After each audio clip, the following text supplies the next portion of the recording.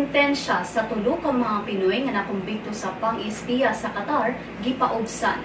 Ang mga Pinoy sa mga pangalan wala gibutyag alang sa privacy sa ilang mga pamilya gipriso niadtong 2010 human gingong nang espiya ug nag-leak og mga sensitibong impormasyon na nakuha nila samtang nagtrabaho sa usa ka government-owned company sa Qatar. Usa nila ang unang gisentensyahan og kamatayon samtang ang laing duha gihukman og life imprisonment. Apan human mipasakag apila ang mga Pinoy, ang korte sa Qatar gipaubsan ang ilang sentensya nga imbis death sentence na himong life imprisonment ug ang duha nga gihukman og life imprisonment magtingkagol sa prisuhan sulod sa 15 ka tuig na lang. Lakip sa apila nila mao ang daw gi-torture sila sa mga opisyales sa Qatar hinungdan nga napugos sila pagpagawas og impormasyon.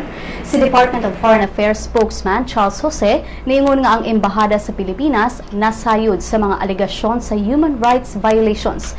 Gilakip sa defense